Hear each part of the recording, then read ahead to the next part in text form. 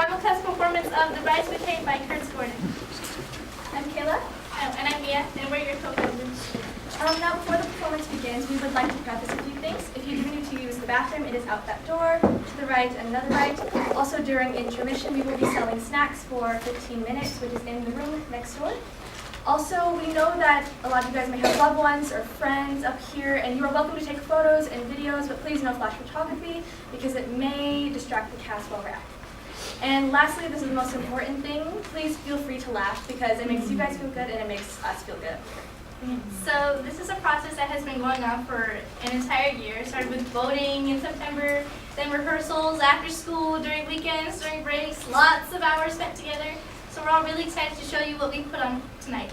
And a little bit of context before the play begins. We do discuss $250,000 a lot, but since this is the 1950s, translating that through inflation, it's actually $2.5 million, which makes it more exciting. So keep that in mind. So without further ado, we give you The Bride's Bouquet.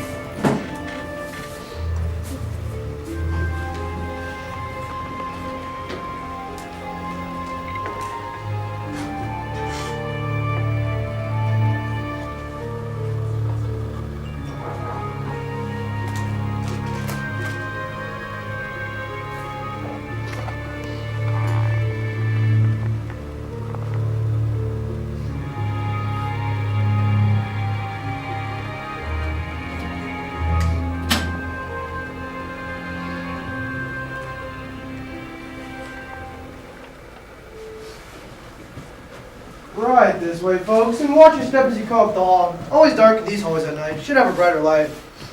Wonderful. Perfectly wonderful. This room is exactly as I pictured it. Positively horrible. Amen to that concluding adjective. I'll let Miss Morgan know you're here, Mr. Bateman. She's been expecting you. Thank you, Zeke. That fog is really damp and penetrating on the river. Yes, ma'am. It sure is unusual to have fog like this up around here, this time of year. Nothing. I mean, nothing is ever unusual that happens in this place. Heaven knows I spent many unhappy hours of my marriage here. Oh, come now, Mother. Don't let Grandfather Bateman disturb you. He's been dead for at least 10 years. Not Grandfather Bateman. Look at him. Observe the evil gleam in his eyes and the treacherous corners of his evil mouth. Really, Mother? Don't you think you're going a bit overboard? Those are the kindest words I can use to describe him. That practical, heinous old prankster will never die. Not in the true sense of the word. The Laura above could always be playing his outlandish tricks on people, and I doubt very much the altitude is high from where he's at right now. One should speak more respectful of the dead, Mother. In his case, I'm still to be convinced. Well, either way, we're only going to be here an hour at most, so just grin and bear it. I haven't so much as a polite smirk. And forcing you to come all the way up here on your 23rd birthday is just another shining example of your grandfather's morbid humor. Morbid or not, Mother, as soon as this civil ceremony is performed, I will inherit that tiny little sum of $250,000. And believe me, Mother, $250,000 isn't a mere bag of peanuts. Perhaps not peanuts, Paul, but 250,000 headaches.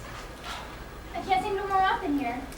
Laura, darling, I don't wonder in the slightest that you're shivering to the bone, even on this May night and this castle of calamities. Oh, it's not quite as bad as that, Mother Bateman. It's just that Stop right where you are, and let me get one thing straight once and for all. I do not wish to be addressed as Mother Bateman. Oh, I'm terribly sorry. I've always addressed you that way in the past and never I corrected. understand, dear, but seeing that I'm going to be your future mother-in-law, I think I have a right to request how I shall be named. Oh, come now, Mother, what's gnawing you all of a sudden? No, well, if your mother wishes to make a request, that is her privilege. Yes, but not quite in that way, in pure of all places. How goody. A premarital fight? Whose side shall I be on? It's not a fight. Disappointing. It'd be such fun, you know. Quiet, Clara! It just so happens that I loathe the name abatement. Bear that cross the rest of my life. So please, just call me Mother Helen or plain Mother if you prefer. I would love to call you Mother. As you know, my own mother died so long ago I barely remember her. Aunt Grace is the only mother I've ever known. Mother will please me very much. It's like I thought Mother Helen does seem a bit too much. Miss Morgan will be with you in a moment. She says to make yourselves comfortable. Comfortable? In this place? Never. Well, I guess I'd better go ferry the others on the mainland. Yes, make it snappy, Zeke. The sooner this clam bake is over, the better. I ain't never heard of a wedding called a clam bake in my life. Heard it called other things, though. Whoa, this one's a clam bake. Well, I mean, everyone's to their own taste, I guess. I'll go ferry the others right away. Thank you, Zeke. A fine thing, calling our marriage a clam bake. You know what I mean, darling. This is only a rehearsal, so to speak. We'll have the real wedding with all the splendor and all the trimmings down the aisle in June. I'm glad we won't be here too long. There's something about this place that gives me the creeps. Welcome to the club, Laura. I have them every time I come here. I don't know, there's something about this place that excites me in a frightening sort of way. I feel like I'm sitting on a keg of powder waiting for it to blow up. Too bad no one's thought of that before and blown this house into a pile of rocks. I'm sorry to keep you waiting. I'll have a pot of hot coffee waiting for you in just a few minutes. Thank you, Mrs. Morgan. That's very thoughtful of you. I'm sure we can all go for some hot coffee at this moment. Helen Bateman. It's been many years since I last saw you. It'd be many more if it wasn't for the sham of a marriage ceremony. See, time hasn't done you much well, Martha. Anyways, this is Laura, my bride-to-be. I'm sure you'll be very happy. Thank you. And this is Clara Hoover, Laura's bridesmaid. How do you do? At the moment, a bit chilly, but the coffee sounds delightful. Fog always makes one chilly. It's not just the fog, Martha. It's this castle. Always was damp as a dungeon. I never thought it so. I always saw this place as a restful retreat. Anyone care to freshen up? I would. Care if I join you? Of course. I would dread the thought of going alone.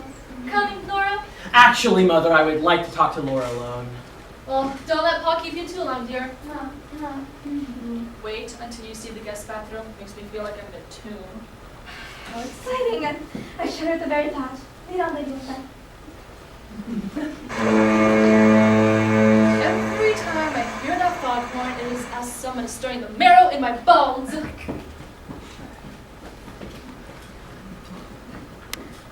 Paul? Yes, darling. Who's Mrs. Morgan? She's the housekeeper for this castle and was allowed to remain here as per my grandfather's will. She's welcome to it. I share your mother's opinion on this place. I'm glad we won't be here too long. Well, you know, as soon as Zeke ferries over, your aunt, my best man Roger, and Joanne Lancaster of the law firm, we can get this marriage ceremony underway. Who will be performing the ceremony? Horace Wiggins, he's the new justice of the peace here in town. I don't think I saw him back on the dock, and we were a good hour late in arriving. Well, that's true, but you know, the fog did hold us up a lot, and Roger's car breaking down didn't help much either. I mean, I should have expected that. Roger's a fun-loving, irresponsible nitwit. I never prompted you to choose him as your roommate in college. It's a funny story, I didn't. When I got there, Roger was solidly ensconced in my place, with the guitar, pennants, and a big welcome. He just couldn't do enough for me from the start. We did all the social things together. We were basically bosom buddies, and we almost got expelled together.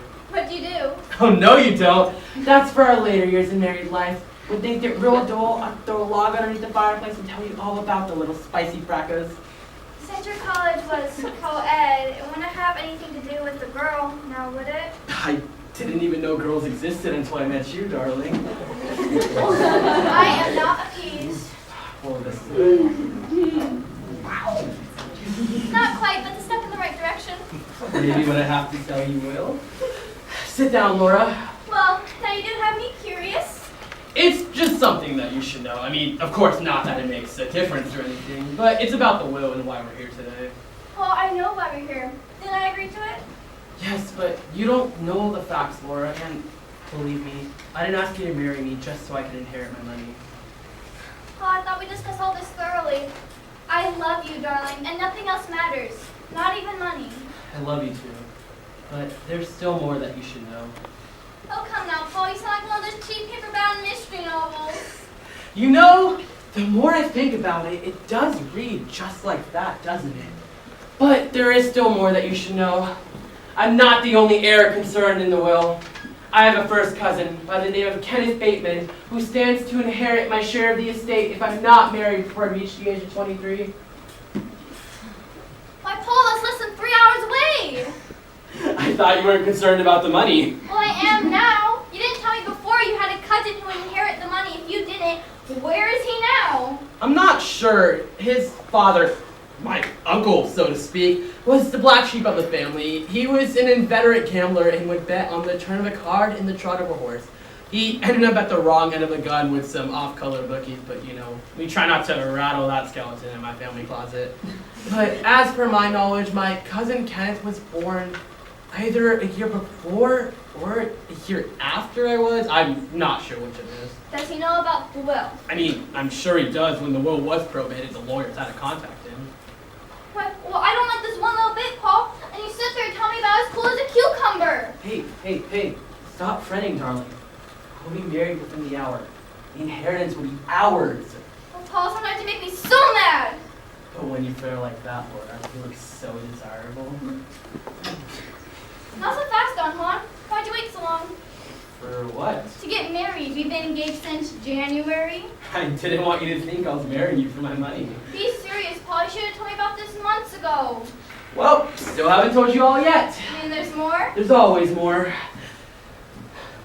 You're in the will too. Impossible. I never met your grandfather. Nevertheless, you're still in the will.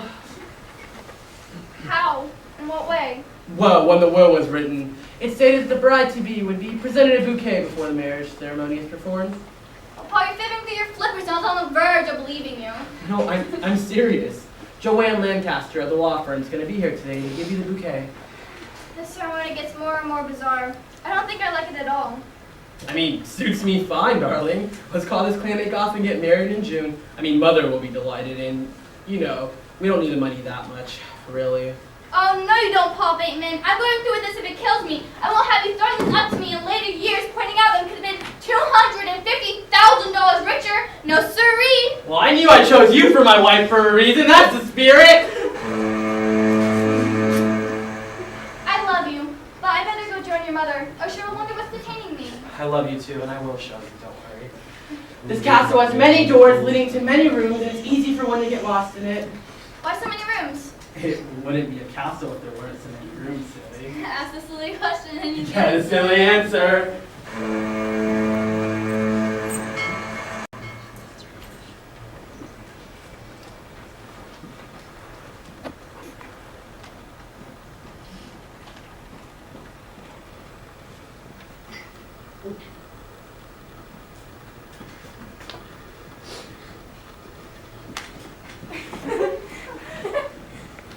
I can't remember when I've enjoyed myself so much, Roger. You are such delightful company.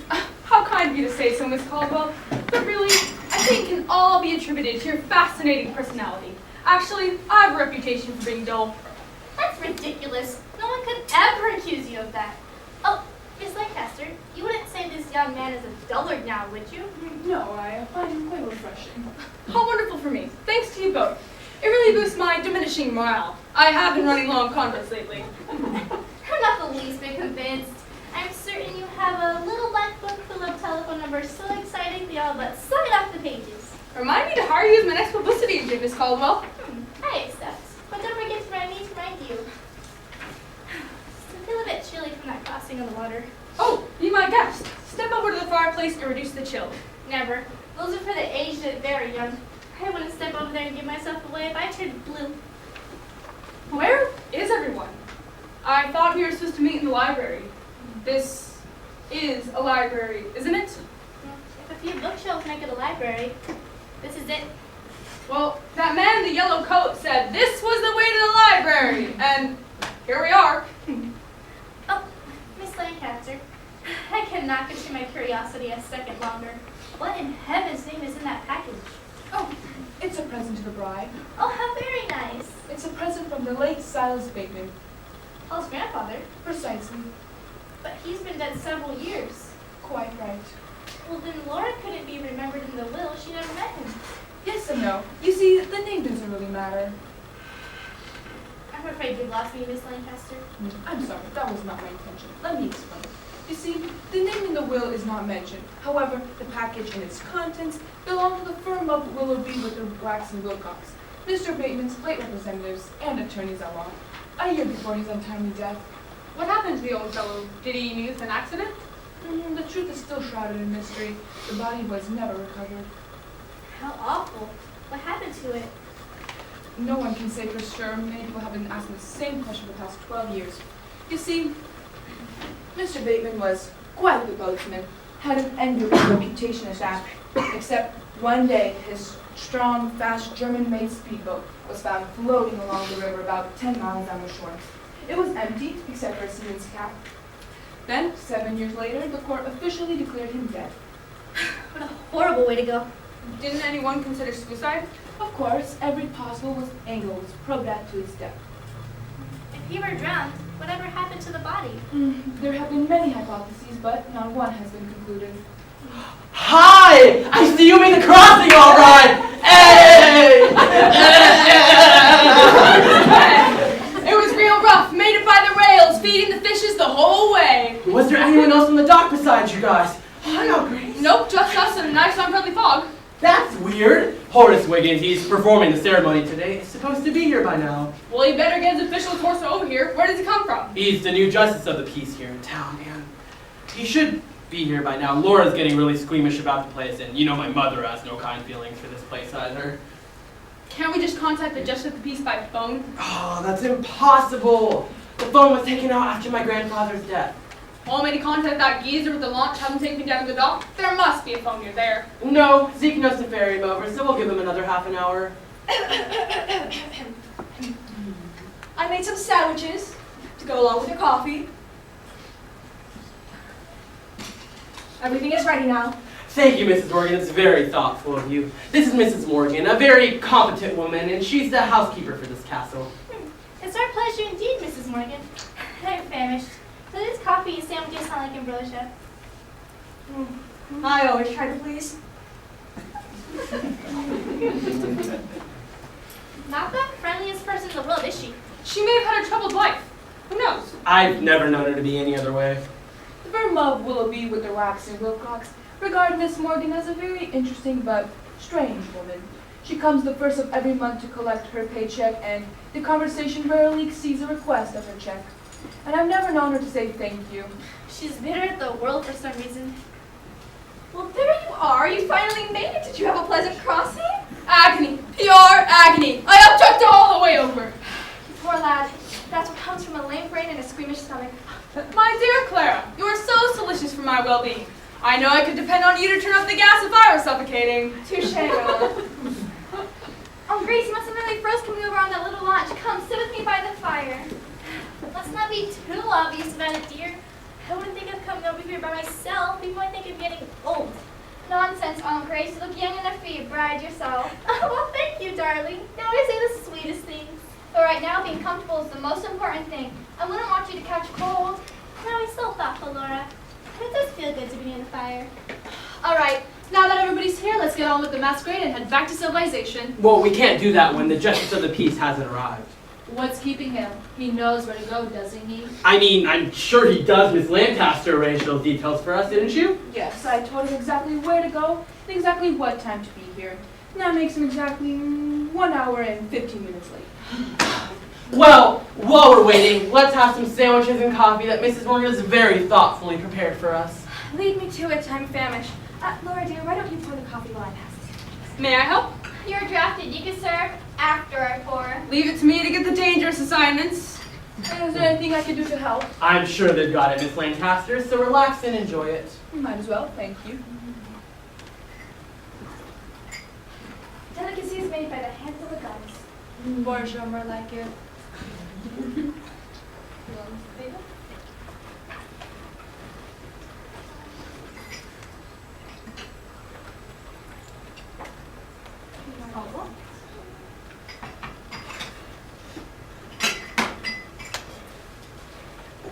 Thank you. Here, cream. Cream. Cheers. Cream. Cream. Thank you.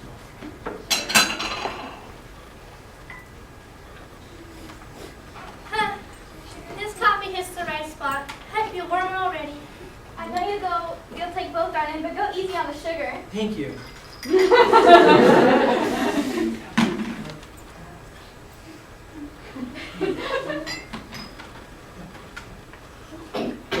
How bitter! Never too late, even if it is near the bottom of the keg.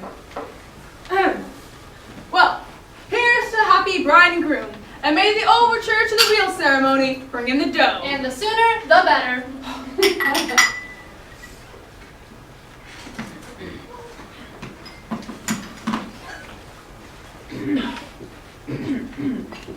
I think this waiting period for the justice of the peace serves as the perfect opportunity to present the bride-to-be with the late Silas Bateman's request. The bride's bouquet. Oh, well, how perfectly delightful. What a lovely thought. I wouldn't hold on to your superlatives too long, Miss Cadwell. Anything that old buzzard leaves always has strings attached. Before I present to you the bouquet, there is something that I must read. Oh no, not another one of those atrocious poems. They always were the world's worst. I'm afraid it is just that. It was written by the late Silas Bateman. Are we ready? Hold it. Let me know something to sustain me first. Mother! Proceed.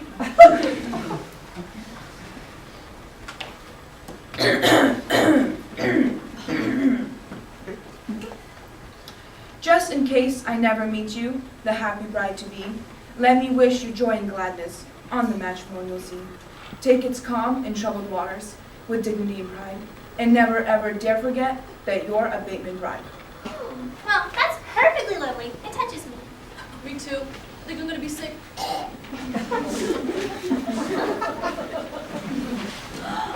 For you, the bride-to-be, bride's bouquet.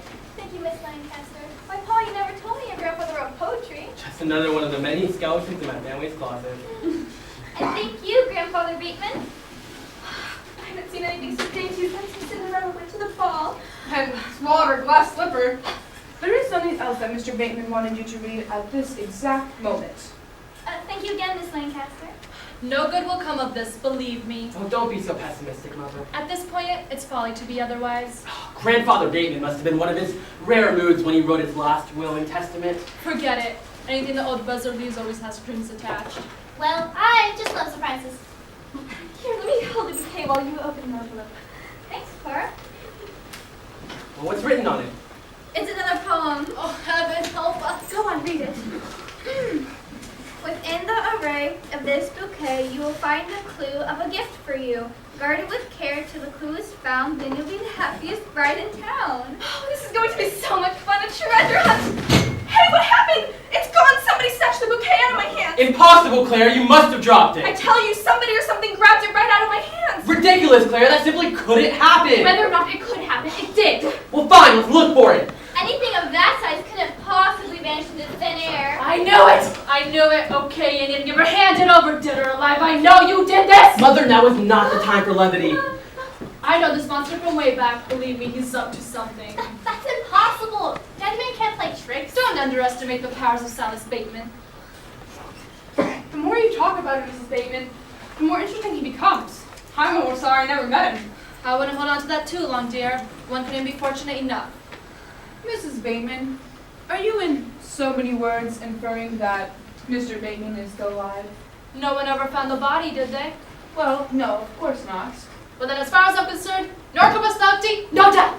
But after 10 years, Mrs. Bateman. Time meant nothing to Silas Bateman. He played with his prey like a cat and a mouse. And then, the fatal bounce! Can't we talk about something else? Yes, let's get back to the facts. What happened to the bridal bouquet? Whatever happened took place right by these bookshelves. Do you think these books may conceal a secret panel? How about that idea? Let's look. Now, this is more exciting. It's just like being on TV. Ugh, these books here won't budge. Not here either. These are as solid as the Rock of Gibraltar. Try the portrait, Roger. Right. No give. Let me try. All yours. Talk about your ego. He has his face painted in cement. Well, it looks like that suggestion can be discarded. I think it's best if we retake our positions right before the bouquet disappeared. Do you have something in mind, Miss Lancaster? Not exactly. I just feel it's best to start at the point of question. I mean, Why not? What have we got to lose? fine, let's do it. Yes, and I believe I was standing right here. And I was standing, excuse me, Aunt Grace, right here next to you. And I was next to Aunt Grace right about here. So then I was here. Seems to me as this was the spot where I was sitting. I was sitting right here. And I was here, right next to you, Laura. Fine now, yes, I think this is where we were right before the bouquet disappeared. And as I recall, it was right after Laura read the clue and Miss Hoover made the remark about the clue. Yes, I'm positive, just as I said, a treasure hunt. And just at that very moment, out of nowhere, It was from that chest down there. Be careful, Paul. Hurry up and open it.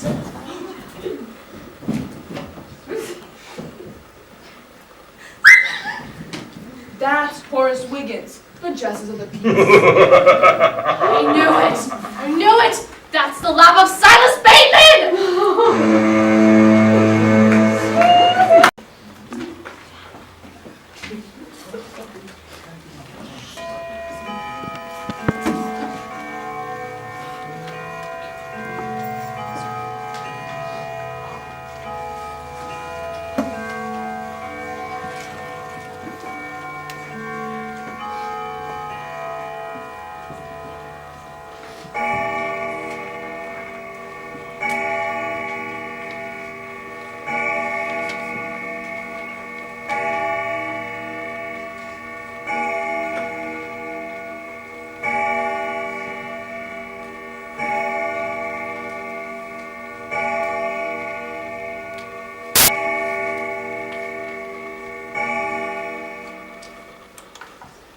Whatever it is, he's beginning to come out of it. Is there any coffee left? I believe so. Just a little in the cup, Black. Ah, there you go, just enough. Fine, that should do it. Roger, lift his head up, please. Right. But he's strangling. Heavenly days. What have you done to me? I've been poisoned! No one has poisoned you. Come at me. Oh my goodness. You slapped me! You assaulted the Justice of the Peace! You're under arrest! No one has assaulted you, Mr. Wiggins. We're only trying to help. What's in that cup? Coffee. Black coffee. Good heavens! I won't be able to sleep for a week! I arrest you for administering strong stimulants to a... Are you a doctor?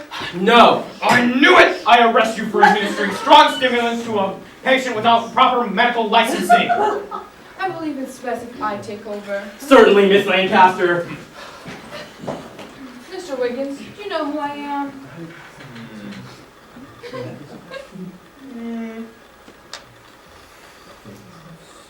Oh, yes, I remember you. You were brought before me on charges of drunken driving, leaving the scene of an accident. Mr. Wiggins, you're not thinking very clearly. You know very well who I am. I hold you in contempt. That'll be $25 fine. Pay the clerk! Who does he think he is, a judge? He's probably just befuddled. He's trying to regain his identity. There now, Mr. Wiggins. I'm sure something dreadful has happened to you. Just settle back and take it easy, and it'll all come back to you. You're patting my hand and talking sweet. But I know who you are. You're the lovely legal Lucy. You murdered your poor grandmother! I don't have a poor grandmother! What happened to him to make him this way? I don't know, but whatever it is, he's got it bad and it's not good. He is not the same man I talked to yesterday. what I want to know is how you got into that chest. Yes, and who brought him over to this castle? This all points to one thing. There must be someone in this castle trying to stop my marriage ceremony from taking place. Who can that be? There's no one here but us. And Silas Bateman. We all heard that laugh. Really, Mother? You can't seriously believe that Grandfather Bateman is still alive. That laugh had an earthly ring to it, and dead men can't laugh. There now, Mr. Wiggins. You've had quite an ordeal. Just sit back and take it easy. Where am I? You're in Bateman's castle, remember? You came here to perform a civil marriage ceremony?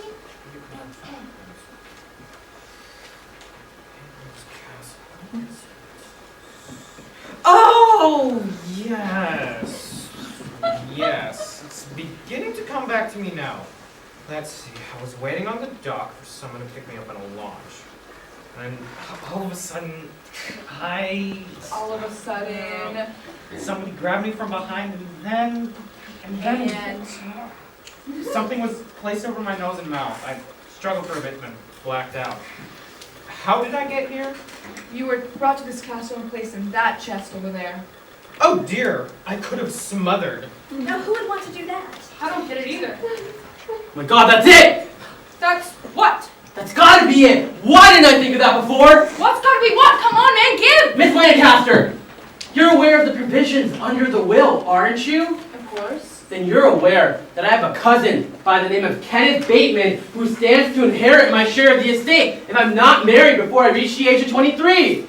Yes, that's correct. That means tonight. Oh my goodness. It sure does, which means that my very own cousin must be in this castle trying to stop my marriage ceremony from taking place. It'll never happen. We'll see to that. When is the deadline?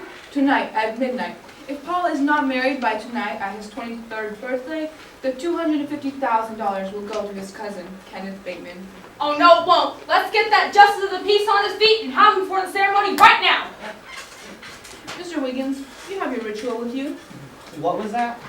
I said you have your ritual with you? Why, yes, of course. Oh, wait. Here it is. Okay, let's get this started. Paul and Laura, you're in the front. Clara and Roger, you're behind them. Me and Miss Cadwell behind them. Miss Lancaster behind us. Okay, Mr. Wiggins, we are ready for you. Oh, you are. Nope, I am weaker than I thought. Here, let me help you. Thank you. Okay, there you are. Feeling better? Yes, a little, thank you. Good. Easy does it, Mr. Wiggins! There, are you feeling alright? I'm a little dizzy and woozy, but I guess I can make it. Of course you can. No, perhaps we have to wait a while until he feels more like himself. No, it's now or never. Let's do this. Okay, then if we're really doing this, I'll need my glasses.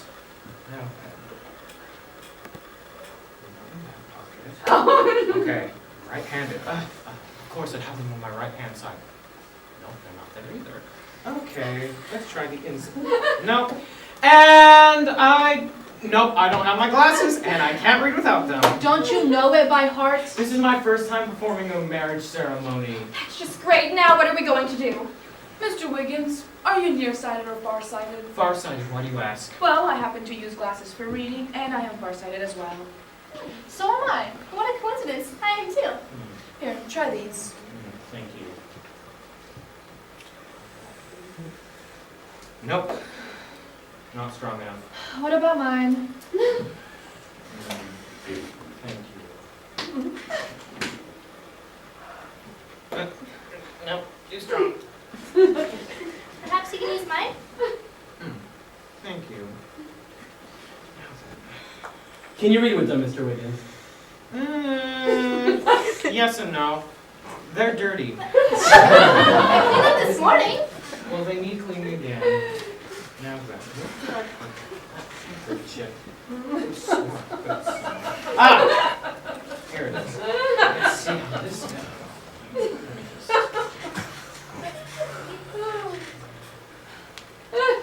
That did absolutely nothing. Let's see. This should work.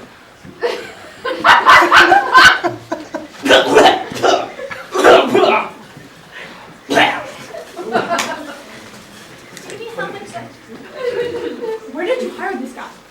Miss Lancaster, it's a great question. This guy can hear you. My apologies, Mr. Wiggins. You don't sound very sorry. Let's see.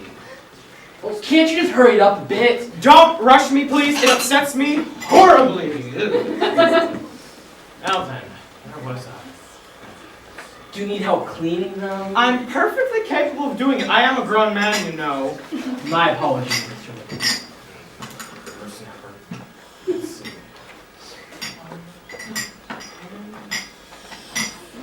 Close enough. That back.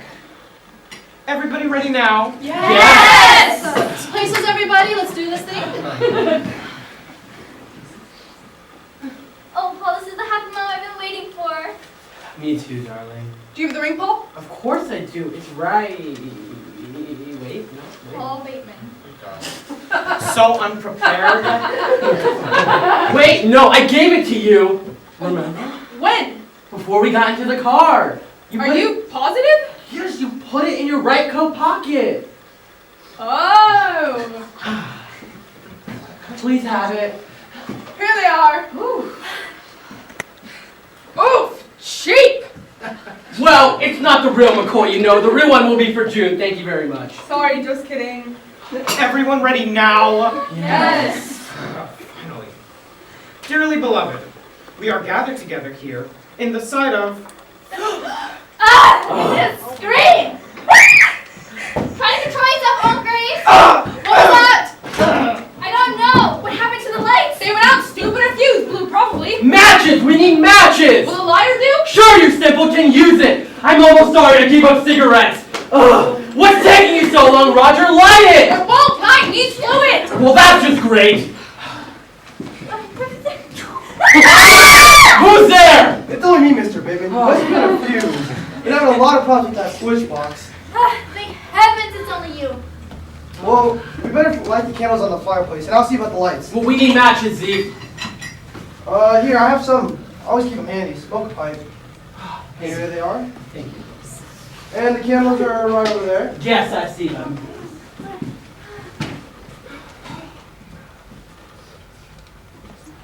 Can you please put your flashlight on, please? There you go. Now the other one. Here, someone take this, and I'll see about the lights. Here, I'll take it. Now, keep her straight or she'll drip. I have it, thank you. Keep it straight. I'll be careful. All right. Now, I'll see about the lights. Okay. 1, 2, 3, 4, 5, 6, 7. I just stumbled on something. Something on the floor. What? Oh, it's poor Mr. Wiggins. Look what's in his hand. The bride's bouquet.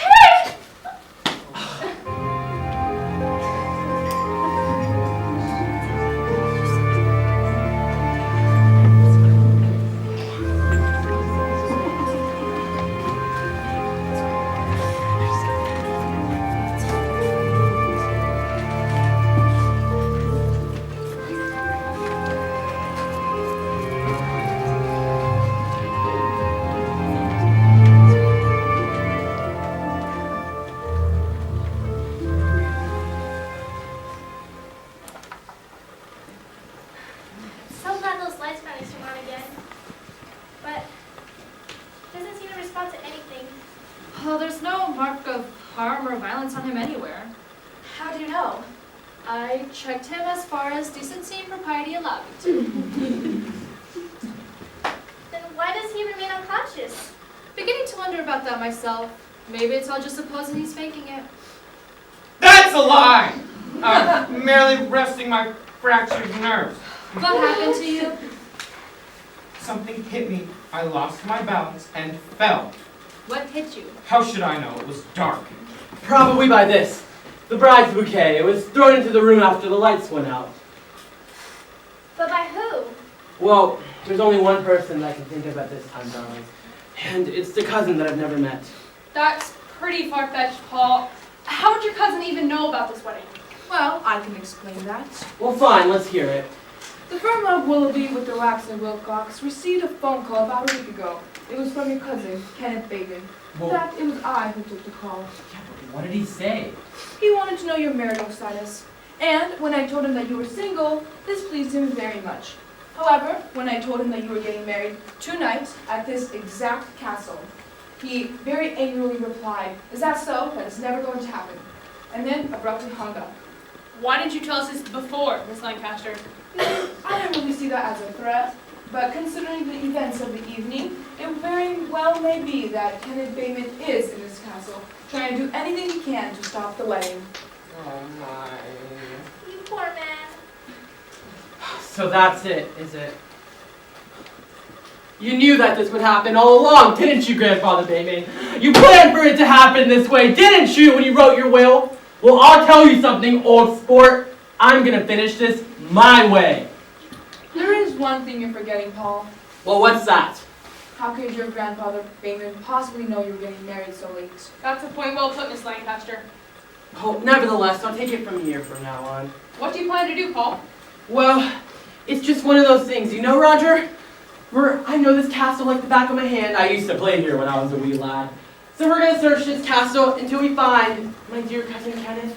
And then we're going to bring him in here. You know, there's something very funny going on down there with that switch box. Well, it took you long enough, Zeke. What's wrong with the switch box? Well, it seems like someone's meddling with it. Meddling in what way? Well, the main switches were pulled, it seems like. That figures.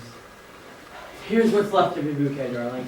It's evident that someone else has the gift to the bride at this moment and is probably looking for it at this moment.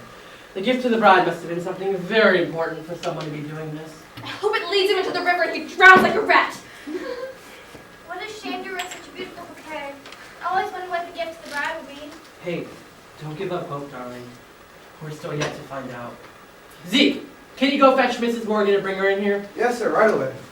Oh, one more thing, Zeke. Do you have another searchlight lying around? Yeah, I think I got another one down at the launch. Perfect. Can you go get Mrs. Morgan and then go fetch the searchlight? Yep, I'll be back in a jiffy. Thank you.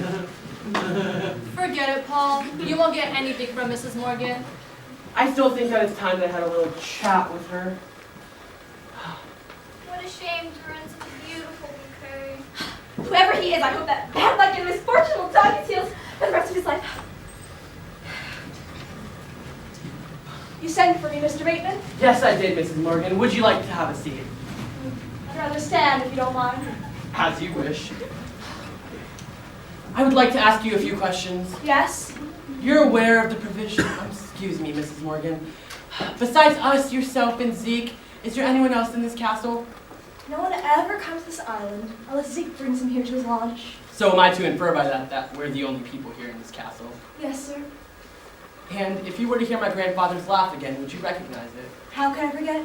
He was very kind to me. And did you hear any such laughter today?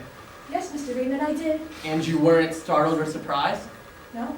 So am I to infer by that you've heard this laughter before? Yes, many times in the past 10 years. And he was happy and laughs. Mrs. Bateman, do you know who I am? Yes, Miss Lancaster, I do. And are you in so many words inferring that this castle is haunted?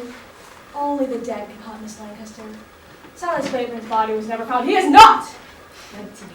I knew it! Silas Bateman is right here in this castle. Silas Bateman will always be in this castle. Thank you, Mrs. Morgan, that's all.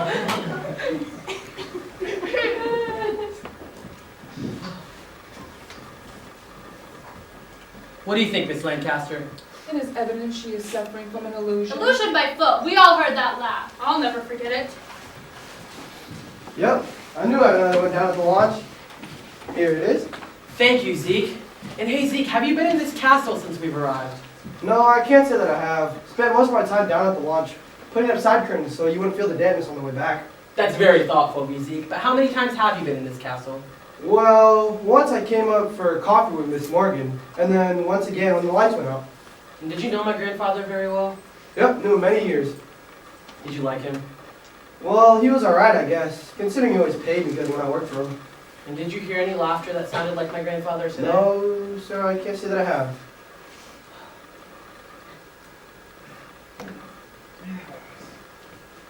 Who's the guy? That's the man! He's the one who brought me here! Who is he? How did he get on this island? Zeke, he said you brought him on this island. I've never seen that man before. He's lying! Let me at him! No, Mr. Wiggins, don't get excited. You'll upset yourself. But that's the man, I tell you! I distinctly remember seeing something yellow in back of me. Let me at him, you scoundrel! How did that man get on this island? We're not exactly sure, Zeke, but we do know he was here when we arrived. Someone drugged him, brought him onto the island, and put him in that chest over there. Well, glory be, best day possible. Well, didn't you hear, Zeke? He said you brought him over. Do you have any answers? Answers to what? I've known Zeke for a very long time over here. And I can surely say that we can disregard any damaging imputations made by Mr. Wiggins over here. Thank you, Miss Lancaster. I'll have you understand I am the justice of the peace. I understand that, and I respect it. Thank you. This is getting us nowhere.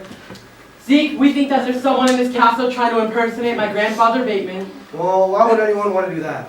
That's precisely what we want to find out. So we're going to search this castle until we find this imposter.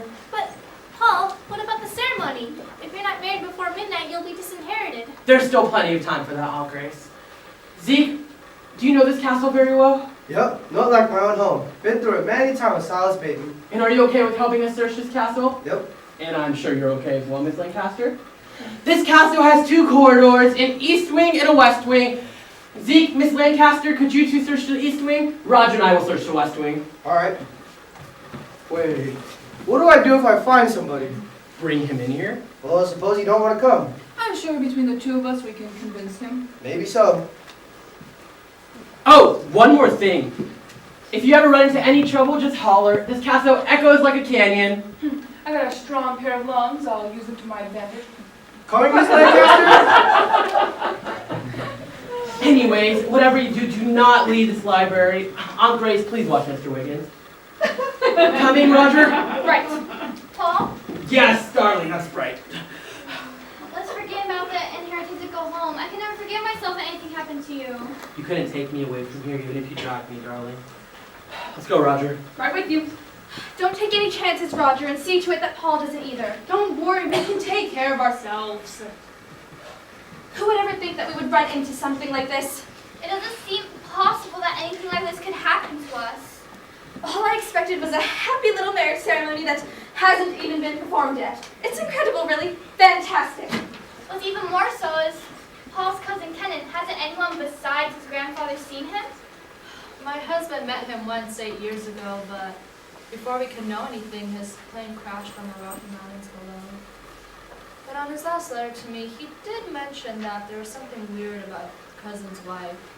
And when he tried to take pictures of him, cousin wouldn't pose and was just very rude. That's strange, don't you think? Perhaps he's antisocial? Well, he's certainly anti-something if he's somewhere here in the castle trying to prevent my marriage. For $250,000, I could work up a good anti-something myself. I couldn't care less about the money. I just want to go home. I want nothing more than to go home to Laura, but forget it. Paul won't leave until he solves this provocative riddle. I hope they won't be gone too long. Who knows what lengths Paul's cousin might go through if he's desperate for money. Let's not worry about that right now. We have to get him ready for the marriage ceremony. How do you feel? How do you expect me to feel after what I've been through tonight? I warrant I'll never be the same again. That should be an improvement. Don't be flippant with me, madam. I'm a very highly strung person. Good. Then keep those strings strung tight enough until we perform the ceremony. I'll have you know I'm perfectly capable of performing that right at a moment's notice. Really? Would you like to bet on that? I'm not a betting man, but I'll wager my word against yours. Okay, I challenge you. Really, Mrs. Bateman, do you think you should? Very well then, challenge away. Let's say you stand up without falling down. Simple. Well, how are you going to perform the ceremony without your ritual? I'll have you know I have that right here. Maybe here, and I don't have it! I've been robbed! Notify the sheriff! No one's robbed you, Mr. Wiggins. It fell when the lights went off, so I put it over there. Why you little... How dare you confiscate government property! I should probably be custodian of this till further notice. To pertain the personal property of a public servant is an act of theft! You're liable for illegal seizure! I think I've risked consequences in keeping this for now. Mr. Wiggins, what happened to your glasses? Our glasses! Oh, I have those right here. They're not there. Mr. Wiggins, don't tell me you lost our glasses. I know. You were wearing them when the lights went out. Let's see. I was lying there when the lights went out, when all of a sudden, something hit me in the face, and I reached to catch it, and... It was the bride's bouquet. That's it. And the bride's bouquet must have hit you in the face and made your glasses fly off with them. So they're somewhere around in this area. Well, let's go look for it. Apparently he can't read without them.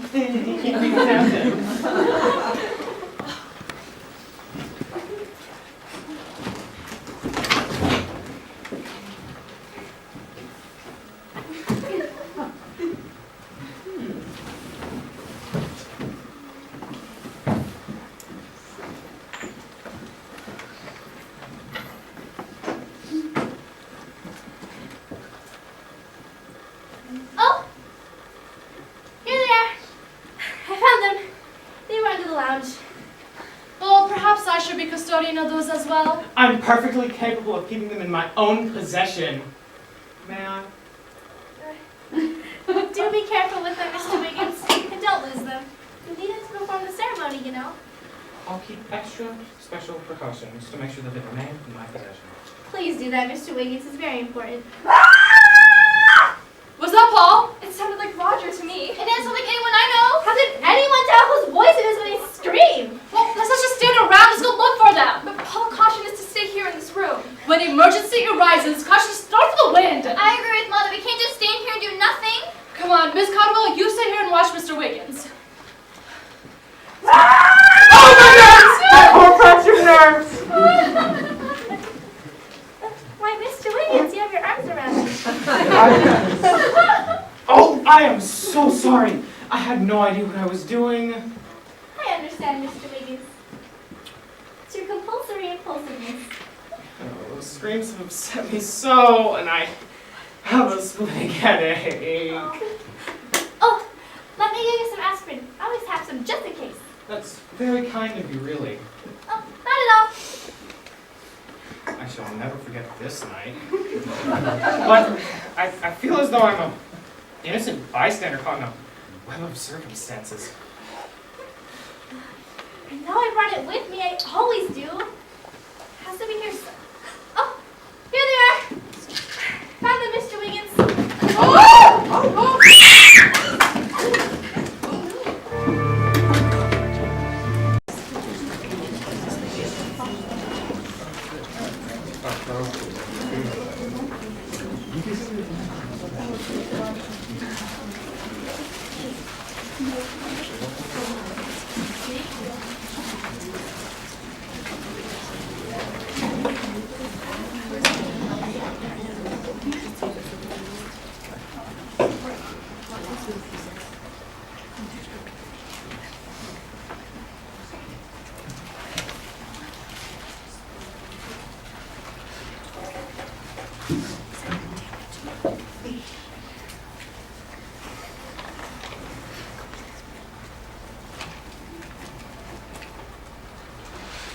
Oh, I can see it yet, just as though we're happening before my eyes this very minute.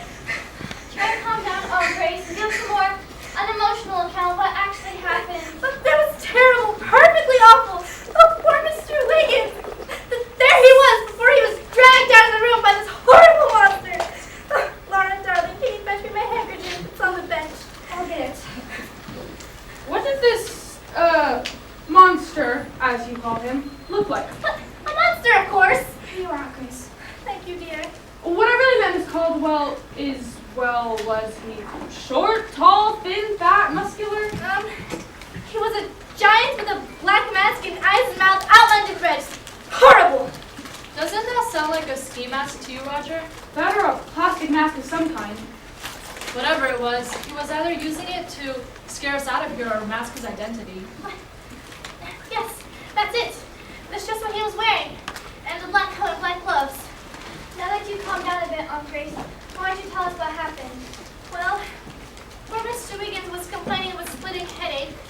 I remembered I always have aspirin with me, so I went to my handbag. I couldn't find it at first, had to search for a bit. And when I turned around, he was being dragged to that door up there by the monster. Ugh, it was ghastly. You didn't do anything to stop him? Me stop him? I was petrified. When I found my voice, all I did was scream and run for help. Speaking of screams, who let out those blood-curdling yells that let us out of this room? We weren't sure whether it was you or Paul, but we had to find out. Those screams didn't come from either one of us. The minute Paul heard the first one, he dashed off down the corridor, leaving us all alone. I tried to keep up with him, but he darted into a dark corner and I lost him. I couldn't find him anywhere. It was then I heard Miss Caldwell scream and rushed back here to see what happened. That's when we all met in the corridor. Could have been Miss Lancaster screaming for help. No, she doesn't seem like the screaming type. As I think back to it, I think the screams appeared more forced than natural. I agree. They wanted to get us out of this room. It was a monster scream. They did it so we leave Mr. Wiggins all alone and unprotected. Well, I'll say this for them. They wanted Mr. Wiggins and they got him. They were successful. Ugh. A horrible thought has just occurred to me. I don't want him to perform the ceremony. But a remarkable deduction, my dear Watson. Just my way of saying, you're so right. Oh. And right now, time is a precious commodity, so to speak. We have less than 20 minutes to make the deadline.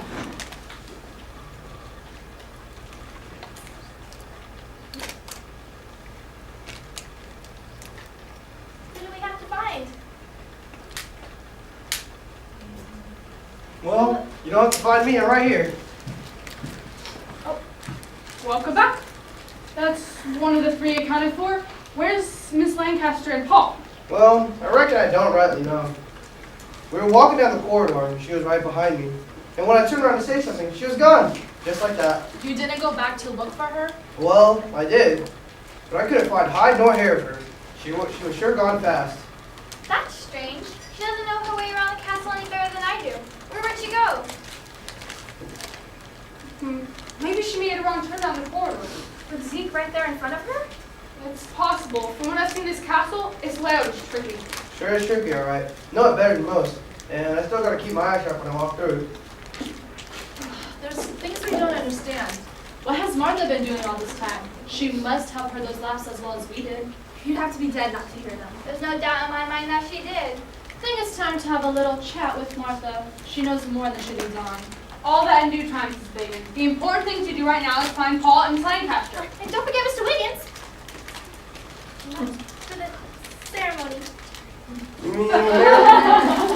mean the man that was sitting on the lounge? Yes, he was dragged down the room by a monster. By a monster? A monster came in here, grabbed Mr. Wiggins, just disappeared with him.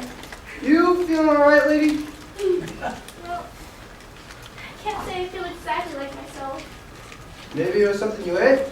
Well, I can't for the life of me understand how that man got onto this island without me seeing him. There's other things we don't know. Like, how did Martha not hear them if they came into the castle? Well, that makes sense, but it don't. Well, but Martha ain't one to be expecting anybody.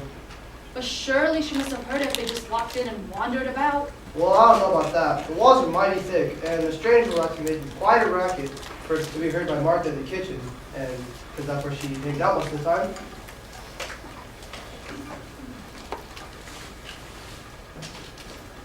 What about Cousin Kenneth?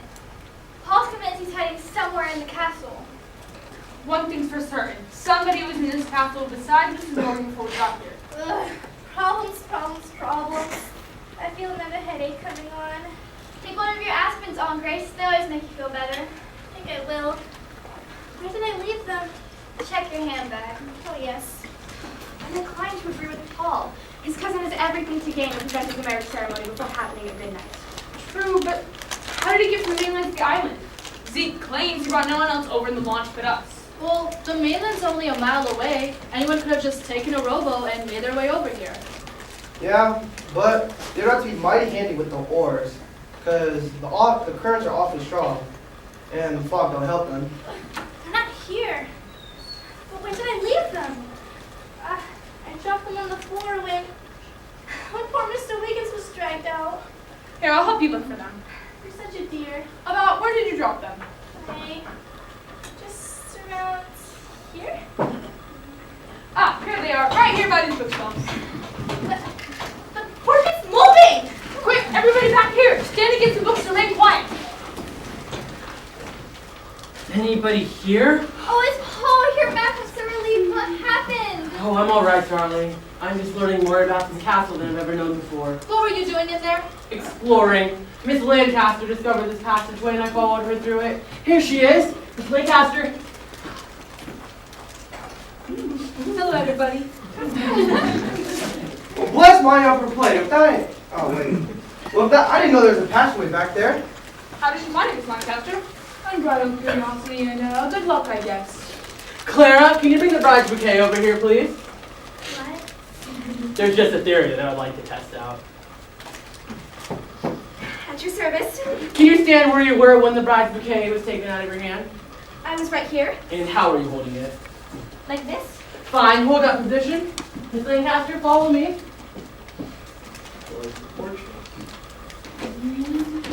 What's the big idea, Paul?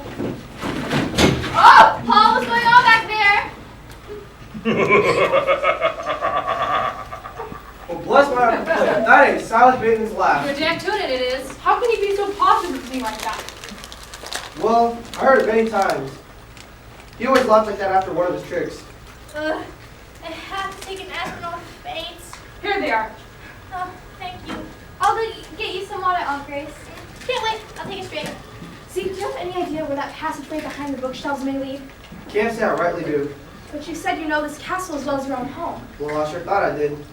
Well, Paul and Miss Lancaster are back there, and we have to find a way to get to them. Do you think you could search for the passageway? Well, I could try. Can't make no promises, though. I'll go with you. No, Roger, you stay here with us. Well, come to think of it, there was a passageway that led to Silas Bateman's private den. He kept things in there that he didn't want anyone to know about. Good, you go look for it, Zeke. All right, well, I could try. All we ask is that you try. Yes, ma'am. I don't feel right staying in here doing nothing. Paul is in there and may need my help. We need you here, Roger. What do you think could happen after the portrait pose? Heaven knows, Laura, I don't. But surely he must have heard me call out to him. Why didn't he answer? I don't know. I just don't know. The first time tonight, I am truly frightened. That's exactly what they want, Laura. Whoever's behind all of this wants us to be frightened. I agree. Let's not play into their hands. I feel as though I'm letting Paul down. He could be out there right now and may need my help. Certainly, Miss Lancaster, now we're getting someplace. Oh, it's Paul. You're back. I'm so relieved. We have a good idea of what's going on here now, darling. What's that you have there, Paul? Well, it's a well-known device called a tape recorder. How did you find it? Well, you know, it's just, darling, could you please put this on the table? It's just one of those things, you know? When I walked through the passageway, I heard Grandfather Bateman's fiendish laugh. It sounded like my very own grandfather was standing right behind me.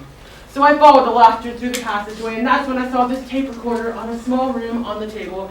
So I picked up the tape recorder, and I brought it back over here. Here, how about we play it now? Excuse me. It's not working. That laugh again. Turn it off, please. Sorry, Aunt Grace, but if this is what I think it is, and then this is a well-planned diabolical trick, how it was recorded is beyond me. This is a new tape recorder with new tape. This all points to one thing. My cousin Kenneth must be in this castle. Well, if he is here, then we'll find him. Right now, we have a marriage ceremony to perform by midnight, and it is 7 minutes till midnight. Well, where's Mr. Wiggins? He was dragged out of the room by a monster. A monster? What's monster? We don't know. What are you doing in here? Get Out! What are you doing? Thanks! Now, Cousin Kenneth, we'll see what you really look like. Oh, for heaven's sakes! Why would you do that? Mr. Wiggins, what were you doing in that mess? That's a great question, Mr. Wiggins. Why don't you answer it? I'm getting sick and tired of being dragged around this place. And I'm not your cousin Kenneth. I'm the justice of the peace. Then why the outfit and ski mask? Well, when I was dragged out of this room by the man who wore this outfit, I struggled for a bit, but then he placed something over my nose and mouth, and I blacked out. When I came to, I was in a small closet of a room. When I noticed that this outfit was hanging on hooks behind me. So, I put two and two together, and I did not like what I came up with. It was at that moment I decided two can play the same game with the same clothes. So I donned the outfit and opened the door on a crack so as to have a very good view of the room outside. I waited for a few moments when suddenly a man entered and walked to a table and started messing with the tape recorder. I reached up and grabbed a very heavy book off of the high shelf and slowly opened the door. I crept out to face my foe when all of a sudden a fiendish laugh came out of the tape recorder and I stood petrified. The man whirled around and spoke, "Is that you?" and mentioned a name. I hit him over the head and let him have it. Then I dragged him for a change. Well, where's he now? Out there, in the corridor. Now you stay here! What is the meaning of Mr. Wiggins? Let Roger go! Here, you take him. It's Roger's name that man out in the corridor spoke. Roger? I swear on oath that is the name I heard. What is he trying to tell me, Roger? He's off his rocker ball. I don't know what the man's talking about. We'll soon find out. Put him in that chair, Miss Lancaster. Sit down, mister. Who hit me? Roger, did you hit me? You know him? Yeah, I know him. Known him a long time. His real name is Kenneth. Kenneth? What is he trying to tell me, Roger? Explain yourself! Explain what? I don't know what the man's talking about. Who are you? I'm a friend of Kenneth's. He paid me to ruin the wedding. Who in this room is Kenneth? He is. Why did you hit me? I didn't hit you. But no, his name is Roger. He's the best man. That's what you think, sister. What is he trying to tell me, Roger? If you don't stop it right now, I'm gonna let you out of Get it! your hands off Kenneth, Mr. Bateman. Roger, she has a gun. What kept you so long, mother? Mother? Get on the other side of the room. Get in the room now. Hand me the gun, mother. Keep an eye on them, Kenneth. I don't trust any of them. Okay, everyone, just relax. In 2 minutes, it'll be midnight. After that, dear cousin Paul, the inheritance will be mine. Laura, you, your own Claire, sit in the lounge. If you don't let me, you'll move! Do as he says, Laura. And you, Mrs. Bateman, sit in this chair over here. Don't you think an explanation is in order? You'll get it in due time, Mrs. Bateman. Just do as I say. Over here! Don't cross him, Mother. Still playing it safe, aren't you, Paul? God, I hated your guts all these years. Keep an eye on her, Mother. See that she stays put. And you, Miss Lancaster, let you out of that chair.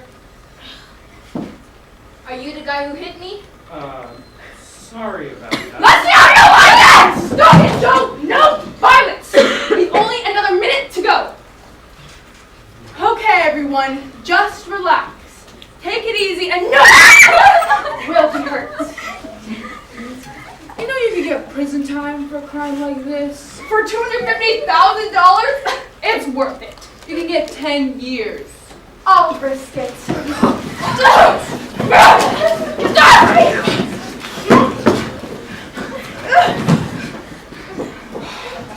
Thank you, Zeke. You came at the right time. Glad to be of service. All right, Roger. You've had it. Now start talking. You mean, Cousin Paul? I get it! All of it and this very second, the entire $250,000! Under these circumstances, Miss Lancaster, is this legal? Paul, you are now legally 23 years of age, under midnight, and the inheritance goes to your cousin, Kenneth Bateman.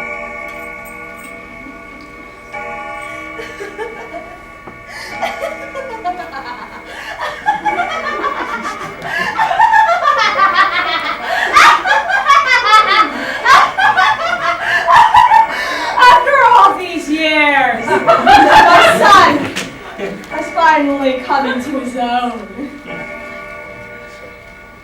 You can let him out of that chair now, Miss Lancaster. I have some unfinished business with him. You guys play rough, don't you? Well, you're no tranquilizer. Now you, Roger, sit on the lounge! Poor loser, aren't you, Paul? There's something else that I would like to test out at this moment. I'll send you a crying towel for your 23rd birthday. Ugh! I will not sit next to this vicious criminal. I take back every nice thing I said about you, you nasty man. And you, Martha, sit on the lounge, right next to Roger. Correction, your son, Kenneth. Helen Bateman, after all these years of careful planning, can now face on equal grounds. Reverting to my maiden name, then changing Kenneth's name in school, then sending the college of Paul's choice to go out doing what I did. And Kenneth's clever feat of ingratiating himself into becoming Paul's roommate, and finally his best man. I'll pay it off handsomely, guys. I wouldn't be too certain of that if I were you, Martha. Don't count your chickens too soon. Zeke, stand guard at the doorway over there. Yes, sir. And Miss Lancaster, search the man's pocket for the clue to the bride. Right. I'll save you the trouble. Just wait.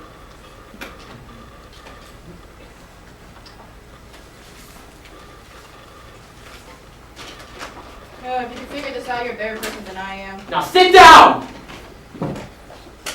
Please read the clue, Miss Lancaster. Put on your thinking cap. It's not very far. As a matter of fact, it's right where you are. It's hidden from sight, yet close at hand. It stems from within, and the gift is grand. What do you make of that, Miss Lancaster? Well, it's quite the riddle. I'm sure we can figure it out. I mean, at most, we'll at least get the gift to the bride out of this. Only if the marriage ceremony is performed. Let's get on with it. Oh, Paul, must we? Now? Yes, darling. We will do so right now. Are you ready, Mr. Wiggins? Well, I will need the ritual. Have it right here. Steve. Shall we? Miss Lancaster, one more thing. Can you handle a gun? I'm quite the marksman. Perfect. Can you watch these two? I don't trust the movement out of any of them. Here's what's left of your bouquet, darling. Oh, this doesn't make sense. Not now. It will soon, darling. Mr. Wiggins, are you ready? Of course I am. Is everybody else ready? Yes. Very well. Let's begin where we left off. Dearly beloved, we are gathered together Mr. here Wiggins, inside of... can you just get down to the I do part? Just keep it legal. But my first marriage ceremony... Mr. Wiggins!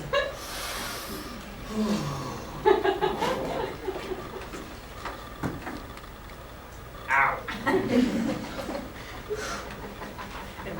It'll be easy, they said. Didn't mention kidnapping. First cousins trying to inherit. Oh, Ruby could do.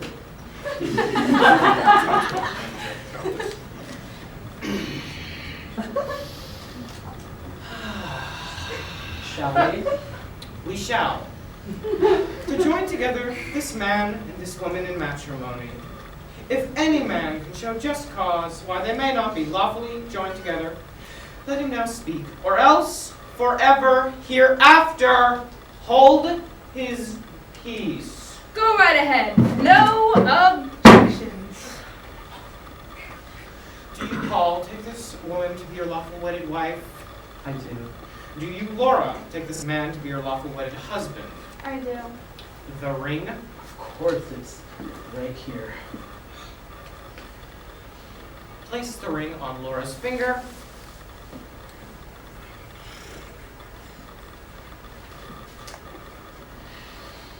And with the power vested in me, I now pronounce you man and wife. Oh, I'm so happy. I'm sad. I'm gonna cry. Ow! What's wrong, darling? So the bouquet pierced my hand. Oh, wow. What do you know? Just as the clue said, stems from within and close at hand. Mother, take a look at this. It's the Bateman brooch. It's worth a fortune today. You had it in your hands the whole time you said chocolate everything! Down, boy. Here you go, Laura. You're a lucky lady. It's beautiful. Magnificent. A gal's best friend. Oh, it's gorgeous. I think I'll cry again. And now, Miss Lancaster, as a woman of law and a witness to this ceremony, do you deem this legal? Of course, it will stand up under any questioning. Thank you, and I would like to pose another question. Yes. Are we not on daylight savings time? Yes, we are. And that applies to this area. Yes, it does. So that means that I won't officially be 23 years of age until 1 a.m., correct? Yes, you're right. You're right. Right? Right about what? Paul will not legally become 23 years of age until midnight under standard time. And currently, it is 11:15 under standard time. And that, Cousin Kenneth, puts you out of the running.